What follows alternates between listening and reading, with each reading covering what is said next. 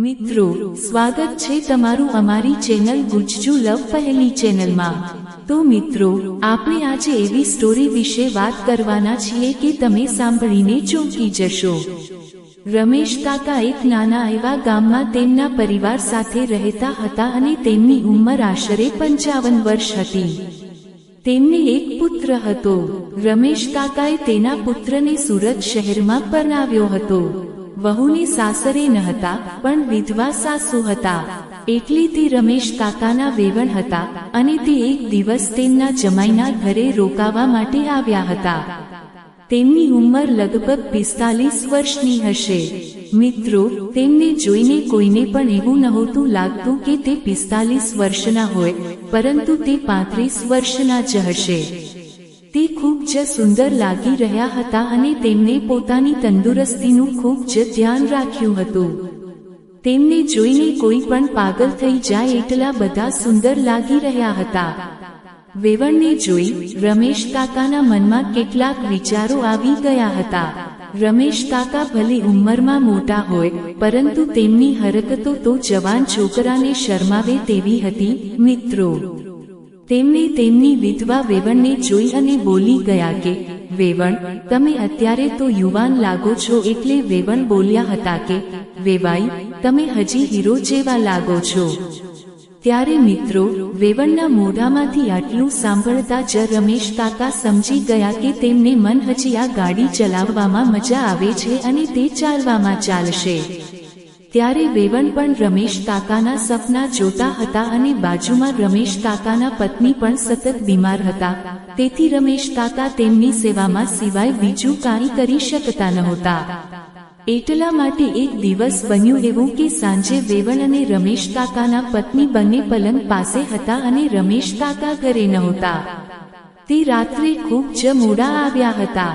તેમને જોયું તો લાઇટ ચાલુ નહોતી અને બારીમાંથી ચાંદાનો પ્રકાશ આવી રહ્યો હતો। ત્યાર પછી રમેશ કાકાએ જેવા જ રૂમમાં દાખલ થયા તો મિત્રો તે ચાંદા મામાનો અજવાળો જોઈ તેમને ખબર પડી ગઈ કે આજે પાવર નથી એટલે લાઇટ નથી। તેમની નજર પડી કે વેવણ ત્યાં જ સૂતા હતા। મિત્રો વેવણ જાગતા હતા પણ તે ગરમીના લીધે તેમને ઊંઘ આવતી નહોતી, એટલા માટે તે પણ રમેશ કાકાની રાહ જોઈ રહ્યા હતા અને રમેશ કાકાને જોઈને તે સૂવાનું નાટક કરવા લાગ્યા હતા।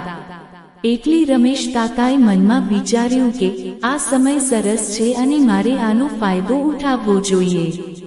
અને પછી તેઓ રમેશ કાકાને તેની પત્નીને શોધવાનું નાટક કરવા લાગ્યા હતા અને તેમને વેવણનું ગ્રાઉન્ડ પાસે પહોંચી ગયા અને મિત્રો ત્યાં જઈ તેમને વેવણના સ્ટમ્પને સ્પર્શ કર્યો અને રમેશ કાકાના અડવાથી વેવણને 440 વોલ્ટનો ઝટકો લાગી ગયો।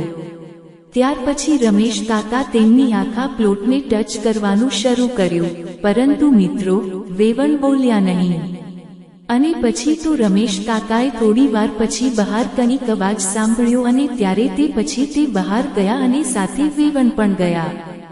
મિત્રો રમેશ કાકા તેમના પ્લોટમાં ગયા અને વેવણ પણ તેમની સાથે જ હતા।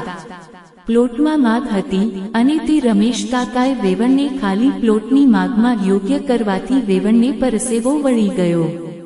પરસેવો બહુ જ થઈ ગયો હતો અને એટલે આખી પલળી ગયા હતા। રમેશ કાકાએ વેવણને એવી કસરત કરાવી કે ત્યારબાદ જ્યારે પણ વેવણ આવતા ત્યાં રમેશ કાકા તેમને પ્લોટ બતાવવા લઈ જતા હતા અને પછી તો શરૂ થઈ જતું। પ્લોટની અંદર એક જોરદાર કબડ્ડી, એમાં કોણ જીતે તે પછી કહી શકતું નહોતું, કારણ કે બંને ખેલાડીઓ ખૂબ જ મજબૂત અને ખૂબ જ પાકા ખેલાડીઓ હતા અને તાકાતવર પણ હતા। મિત્રો આજની વાર્તા વિશે તમારો શું અભિપ્રાય છે? મિત્રો તમને આ વાર્તા કેવી લાગી? કોમેન્ટ કરીને જણાવો। અને તમને આ વાર્તા ગમી હોય તો ગુજ્જુ લવ પહેલી ચેનલને સબસ્ક્રાઇબ કરો।